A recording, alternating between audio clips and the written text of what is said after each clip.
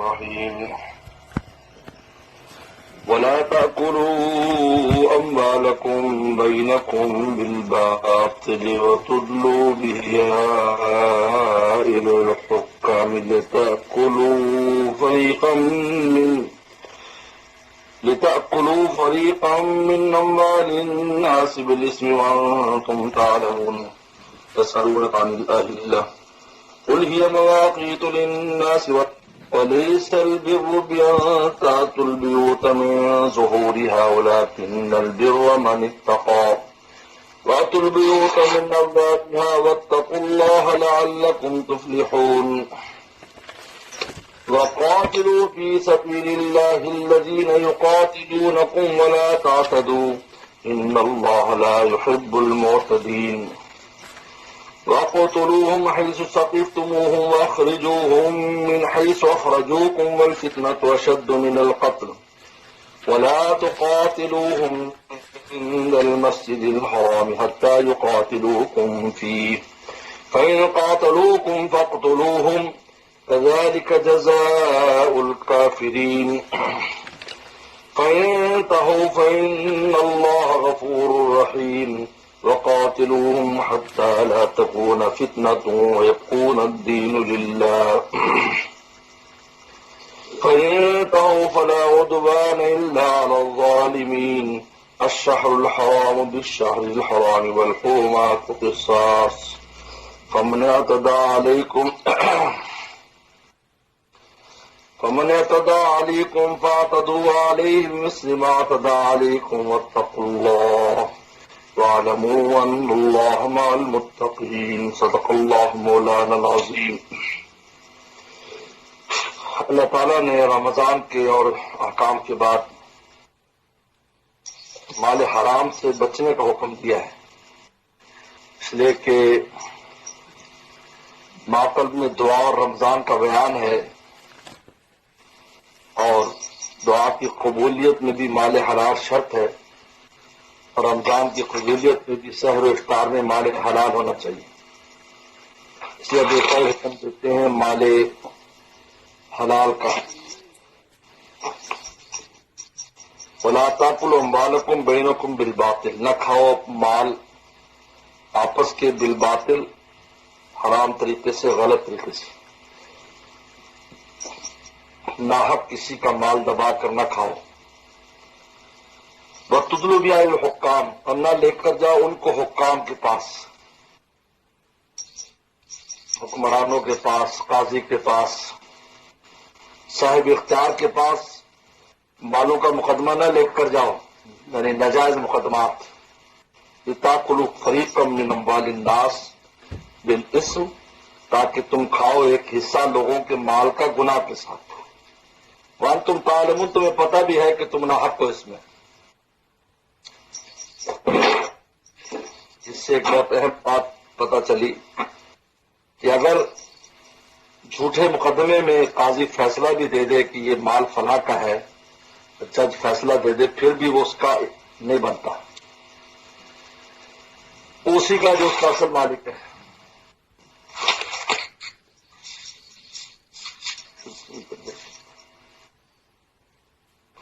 اسی لیے تمام ائمہ کا یہ حکم جو ہے، یہ متفقہ فیصلہ ہے کہ اموال مرسلہ جو ہوتے ہیں، یعنی جو کسی کی ملکیت ہے، مال، اموال مرسلہ میں قاضی کا فیصلہ ظاہری طور پر تو نافذ ہوتا ہے، لیکن باطن اور عند اللہ نافذ نہیں ہوتا۔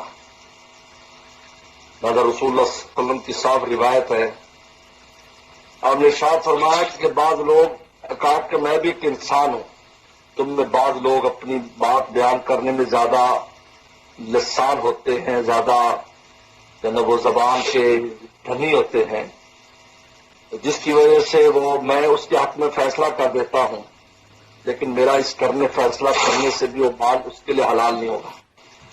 تو رسول اللہ نے صاف فرمایا۔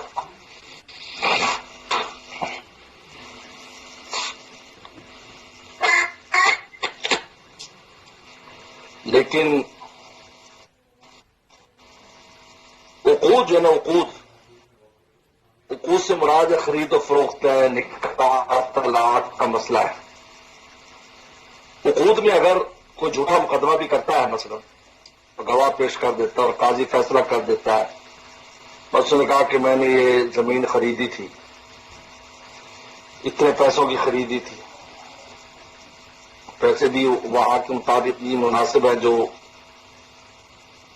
اور وہ کہتا میں نے تو بیچی نہیں، لیکن اسے ثابت کر دیا چاہے جھوٹے گا، اور قاضی نے کہا کہ ٹھیک ہے یہ زمین اس کی اور پیسے اس کو دے دو، یہ عقود کہلاتے ہیں۔ یا نکاح ہے، ایک ایسی عورت جس کی شادی نہیں ہوئی تو کسی نے کہا یہ میری بیوی ہے، میرا نکاح ہوا ہے، اور گواہ پیش کر دیے اور جھوٹے تھے، قاضی کا ٹھیک ہے تو اس کی بیوی اس کے ساتھ چلی جا، تو امام اعظم حنیفہ رحمۃ اللہ علیہ کہ ہاں یہ جو عقود ہے یہ نافذ ہو جاتے ہیں، ظاہراً بھی باطناً بھی، ظاہراً بھی نافذ ہو جائیں گے اور باطناً بھی نافذ ہو جائیں گے، یہ عقود کہلاتے ہیں۔ عقود یعنی خرید و فروخت جن میں کوئی معاملات ہوتے ہیں۔ اور اس میں دلیل ہے علی رضی اللہ تعالیٰ عنہ کی وہ روایت ہے جس میں ایک عورت پر کسی نے دعویٰ کیا کہ میری بیوی ہے اور گواہ پیش کر دیے، حضرت علی رضی اللہ تعالیٰ نے فرمایا کہ بھائی ٹھیک ہے یہ تیری بیوی ہے، لے جا۔ تو اس عورت نے کہا کہ اے علی آپ پھر میرا نکاح ہی کرا دیں اس کے ساتھ، میرا اس کے ساتھ نکاح ہی کرا دیں۔ تو فرمایا کہ شاہدہ کے زوجا کے تیرے دو گواہوں نے جو گواہی دی ہے بس انہوں نے تیرا نکاح کر دی۔ اس سے معلوم ہوا کہ جو عقود ہوتے ہیں، عقود ان میں قاضی کا فیصلہ ذہن باطن نافذ ہو جاتا ہے، لیکن جو اموال مرسلہ ہے کہ پہلے سے کسی کی ملکیت کی چیز ہو اور دوسرا اس کے مالک ہونے کا دعویٰ کرے، اس میں اگر قاضی فیصلہ دے بھی دے تو وہ اللہ کے ہاں وہ فیصلہ نافذ نہیں ہوتا، کیونکہ عقود دراصل عقود کو تو آئندہ جا کے نافذ ہونا ہوتا ہے۔ مثلا اسے زمین بیچنی ہے، آج جو کل بیچے گا پرسوں بیچے گا کسی اور کو بیچ دے گا، تو اس نے وہاں چاہے جھوٹا دعویٰ کر دیا اور اپنے جھوٹے گواہوں نے گواہی دے دی، تو قاضی نے کہا ٹھیک ہے بھائی چلو تم پیسے دے دو لے لو، اس میں کسی کا کوئی نقصان تو نہیں ہوا، یہ ہوا کہ اس نہیں بیچنا چاہتا تھا آپ کو اس کو بیچنی پڑ گئی قاضی کی وجہ سے، یا وہ شادی نہیں کرنا چاہتی تھی لیکن ہو گئی شادی اس کی۔ اگر پہلے سے شادی شدہ عورت ہو، مثلا منقوحہ عورت ہو، وہاں ایسا نہیں ہوگا، محل ہونا بھی ضروری ہے کہ وہ کسی کا محل ہو، مگر کسی اور کی زمین ہے اور وہ مالک بنا ہوا ہے تو پھر وہ نہیں بکے گی، وہ اصل مالک کی مرضی کے ساتھ معلق رہے گی۔ جس میں فرماتے وَلَا تَأْكُلُوا أَمْوَالَكُمْ بَيْنَكُمْ بِالْبَاطِلِ، نہ کھاؤ اپنے مال آپس میں بالباطل، حرام طریقے سے نہ کھاؤ، ہاں حلال طریقے سے کھاؤ جو اس طریقہ کا لینے دینے کا ہے۔ اور تدلو بھی الحکام، اور نہ لے کے جاؤ، تدلو بھی نہ لے کے جاؤ ان کو حکام کے پاس، لِتَأْكُلُوا فَرِيقًا مِّنْ أَمْوَالِ النَّاسِ، تاکہ تم کھاؤ ایک حصہ لوگوں کے مال کا، بالاسم گناہ کے ساتھ، وَأَنْتُمْ تَعْلَمُونَ تمہیں علم بھی۔ اب اس کے بعد اگلا حکم بیان کرتے ہیں وَيَسْأَلُونَكَ عَنِ الْأَهِلَّةِ، یہ صحابہ پوچھتے ہیں چاند کے بارے میں، جو چاند چھوٹا سا نکلتا ہے پھر بڑا ہو جاتا ہے، اس میں کیا حکمت ہے، کیا مقصد ہے اس کا؟ سورج تو پورا نکلتا ہے لیکن چاند پہلے چھوٹا نکلتا ہے پھر پورا ہو جاتا ہے پھر چھوٹا ہو جاتا ہے، اللہ نے چاند کی ترتیب رکھی ہے۔ تو قل کہہ دیے یہ مواقیت للناس، یہ لوگوں کے اوقات کے لیے ایسا ہوتا ہے، اللہ نے مقرر کیا اس کو، والحج، اور حج کے لیے، یعنی معاملات کے لیے چاند کی تاریخیں ہر آدمی کے لیے آسان ہے، کیونکہ اس میں حساب کتاب نہیں، دیکھ کر پتہ چل جاتا ہے کتنی چاند کی، کہتا بھی چاند کی 15 کو تو مجھے پیسے دے دینا، اب 15 نظر آ جاتی چاند دیکھ کر بھی آج 15 ہے۔ گاؤں میں، دیہات میں، پہاڑ میں، کھو میں، کہیں بھی وہ رہتے ہیں، ڈائری اور کوئی ڈکشنری اور کیلنڈر کی ضرورت نہیں ہے، جبکہ شمسی حساب جو ہے وہ پڑھے لکھے کر سکتے ہیں، وہ آسان نہیں ہے، پڑھا لکھا ہونا چاہیے، لیکن چاند کا دیکھ کر بھی آج چاند کی پہلی تاریخ ہے، آج رمضان شروع ہو چکا ہے، کہیں بھی ہے وہ زکوٰۃ کا نظام اس کے ساتھ ہے، حج کا مقابل حج کے اوقات اس کے ساتھ ہے۔ تو اسلام میں جو ہے وہ چاند کے ساتھ سارا نظام اسلام رکھے، اسلامی ڈہری چاند کے ساتھ ہے، کیونکہ اسلام پورے عالم کے لیے، ہر انسان کے لیے آیا ہے، اس لیے نمازوں کے اوقات بھی اس طرح ہے کہ آدمی وقت دیکھ کر بھی اندازہ کر لیتا ہے، چاہے گھڑی نہ ہو، گھڑی سبب نہیں ہے، سینکڑوں سال ایسے ہی گزرے، چاہے دیکھ کر ہاں بھائی فجر ہو گئی، ہاں بھائی عشاء ہو گئی، اب مغرب ہو گئی۔ اسی طریقے پر چاند کی تاریخ ہے، بھائی اب رمضان آ رہا تھا، پتہ شعبان ہے، رمضان جی ہاں یہ کم نظر آ رہی ہے، کم کر یہ دیکھو چاند نظر آ رہی ہے، عید ہو گئی ہے۔ اب حج کا ٹائم شروع ہو گیا، آپس میں لین دین میں مواقیت للناس، لوگوں کے باہری معاملات میں چاند کی تاریخ آسان ہے۔ اس لیے چاند کی تاریخ پر فرض الکفایہ، سنت کفایہ کے طور پر عمل کرنا ضروری ہوتا ہے۔ کچھ لوگ اس پر عمل کر رہے ہیں، کچھ چیزوں میں اس پر عمل ہو رہا ہو، سب پر نہ بھی ہو۔ تو چنانچہ رمضان وغیرہ یہ سب چیزیں، زکوٰۃ، یہ سارا نظام چاند کے ساتھ اس پر امت عمل کرتی ہے۔ باقی چاہے وہ شمسی کیلنڈر چلاتے ہوں۔ تو اس کی حکمت بیان کی، اس کی وجہ بیان کی کہ یہ چاند کیوں گھٹتا بڑھتا ہے، اور مواقیت للناس والحج۔ اب اس کے بعد ایک رسم تھی عربوں میں کہ جب احرام باندھ لیتے تھے تو اپنے گھر میں دروازے سے نہیں آتے تھے۔ احرام باندھ کر نکل گیا، اب کوئی کام پڑ گیا تو پیچھے سے چھت سے چڑھ کے آتے تھے کہ اب گھر سے دروازے نہیں جائیں گے کیونکہ ہم نے احرام باندھ کے نکل گئے۔ تو اللہ نے اس رسم بات کو ختم کر دیا کہ یہ فضول بات ہے، اس کی ضرورت نہیں ہے، کچھ ضرورت پیش آئی تو واپس جا کے اسی دروازے سے لے آؤ۔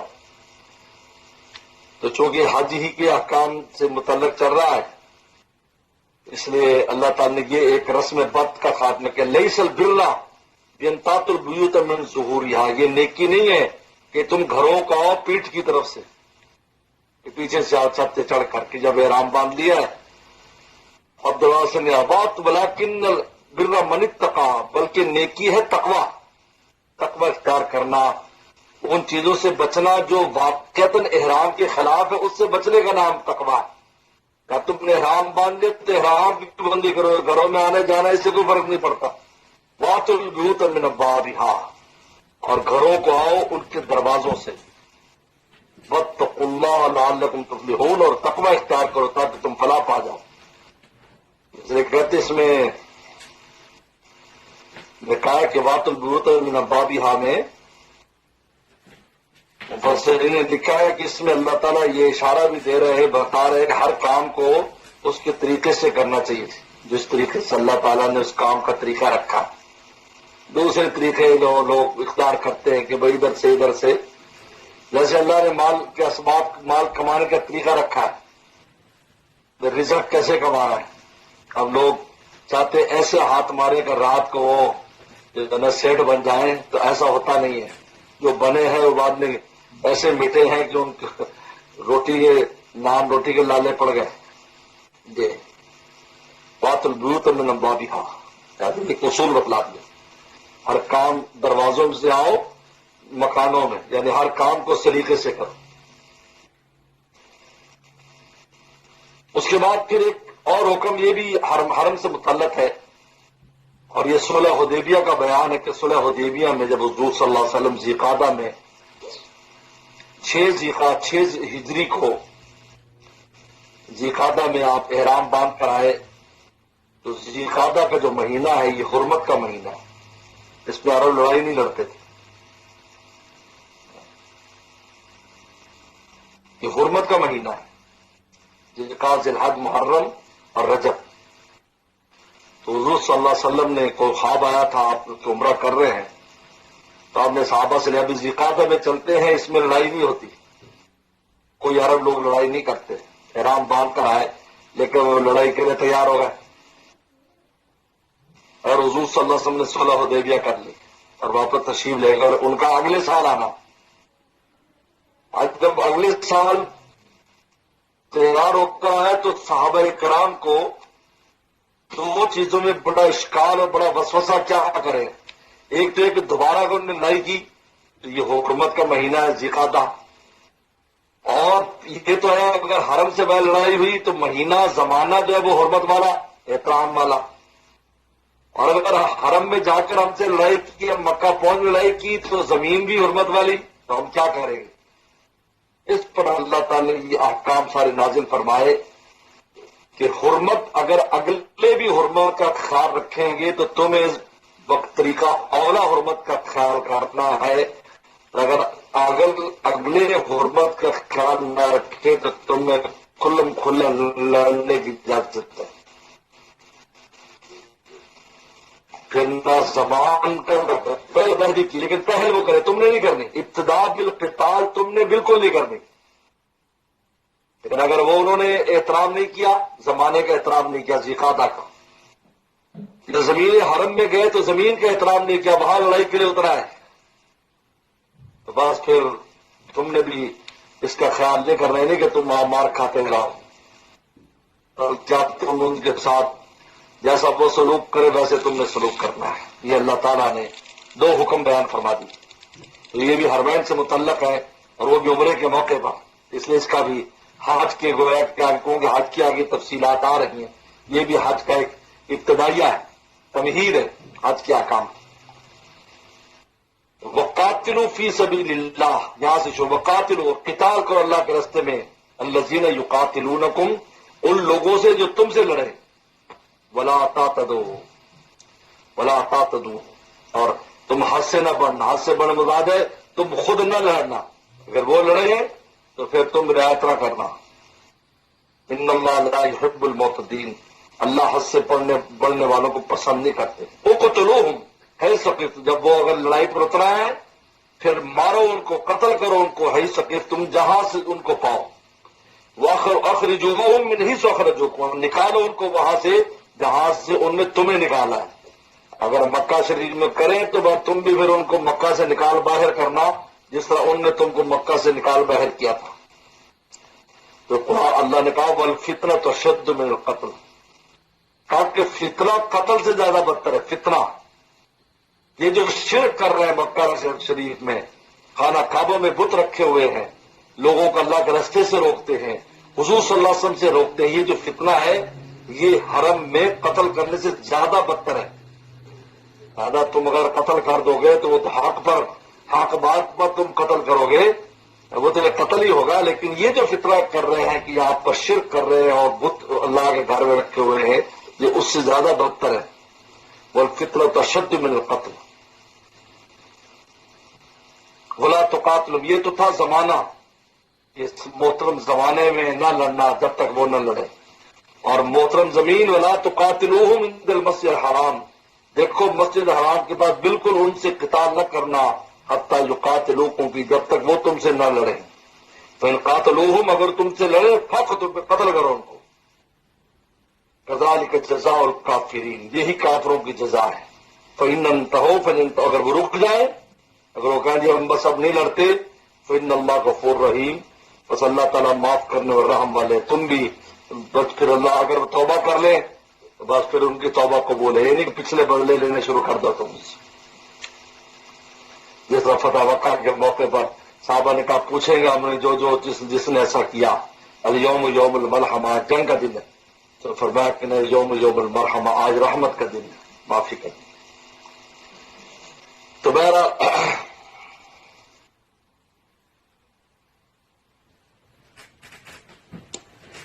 اب اس کے بعد یہ تو حکم ہو گیا اس دونوں جگہ کا کہ محترم زمانے کا اور محترم زمین کا، کہ تم نے ابتدا نہیں کرنی، ابتدا بالقتال. لیکن یاد رکھو یہ حکم آج بھی باقی ہے، آج بھی ابتدا بالقتال نہیں کر سکتے، کوئی بھی واقعہ پیش آئے. اگلے کریں گے تو پھر اجازت ہے، ورنہ نہیں. یہ حکم منسوخ نہیں ہے. حضور صلی اللہ علیہ وسلم نے جو قتال کیا تھا فتح مکہ میں، تو آپ نے خود فرمایا کہ فجر سے عصر تک مجھے اجازت دی گئی بس، اور اس کے بعد اجازت منسوخ ہو گئی، ختم ہو گئی. اب اللہ تعالیٰ فرماتے ہیں کہ یہ قتال کیوں کرنا ہے، مقصد کیا ہے. قاتلوہم حتی لا تکون فتنہ، ان سے لڑو یہاں تک کہ فتنہ ختم ہو جائے، شرک کفر مغلوب ہو جائے، ویکون الدین للہ، دین اللہ کے لیے ہو جائے. یہ ہے مقصد اس کا. کوئی حمیت، کوئی جگہ لینا، ملک گیری، ایسا کوئی مقصد نہیں، بلکہ اللہ کے نام کو بلند کرنا ہے اور کفر کو مغلوب کرنا ہے. فإن انتہوا، اگر وہ باز آ جائیں یعنی کفر و شرک سے، ریچوئل سے، فلا عدوان الا علی الظالمین، تو پھر کوئی زیادتی نہیں ہوگی مگر ان پر جو ظالم ہے. اب چھوڑ دو جو نے کہا کہ بس ہم توبہ، فتح مکہ کے لوگ توبہ طائب ہو گئے، آپ نے سب کو معاف کر دی، مگر جو ظالم تھے ان کو معافی نہیں دی گئی. میں نے وہاں پر پھر شرارت کوشش کی، ان کے ساتھ ان کی ساتھ پوری خبر لی گئی. ان کی پھر قانون بیان کر دیا، شال حرام بشال حرام، حرمت کے مہینے حرمت کے مہینوں کے بدلے میں، یعنی وہ محترم بنایا تم محترم، وہ محترم سمجھے تم محترم قرار سمجھو. والحرمات قصاص، اور احترام والی چیزوں میں ادلا بدلا ہے، یعنی جیسا وہ سلوک کرے ویسا کرو. اگر وہ زمین کا احترام کرتے تم بھی کرو، اگر وہ زمانے کے کرتے تم بھی کرو. فمن اعتدى علیکم، پر جو تم میں سے جو ان میں سے تم پر زیادتی کرے، فاعتدوا علیہم، تو تم بھی اس پر زیادتی کرو. مثل ما اعتدى علیکم، اس کی مثل جس کی مثل وہ تم پر زیادتی کرے، یعنی جیسا وہ کرے ویسا اس کے ساتھ سلوک کرو. لیکن آگے نہیں بنا، واتقوا اللہ، اللہ سے ڈرو، ہاتھ سے آگے نہ بڑھنا. اگر انہوں نے شرارت کی ہے تو اس کے بس وہ یہ نہیں ہے کہ پھر صفائیاں کر دو ساری. ان اللہ مع المتقین، واعلموا، جان لو اللہ متقین کے ساتھ ہے. نہ جان لو فتح تمہیں ہونی، کامیابی تمہاری ہے.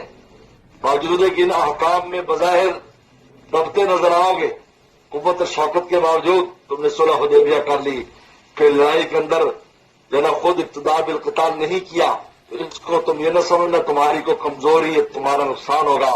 ان اللہ مع المتقین، اللہ متقین کے ساتھ. آخر فتح تمہاری ہوگی، بات تمہارے ہاتھ میں ہوگی، باپ ڈور تمہارے ہاتھ میں. بلعات المتقین، قرآن خود کہتا ہے کہ انجام متقی لوگوں کے ہاتھ میں. تو یہ ایک حکم اللہ تعالیٰ نے جو ہے وہ بیان کر دیا، جو ہے جو حرمین شریفین اور حرمت کے مہینوں سے متعلق اور عمرے سے جس کا تعلق ہے اس کو بیان کر دیا. صدق اللہ مولانا العظیم.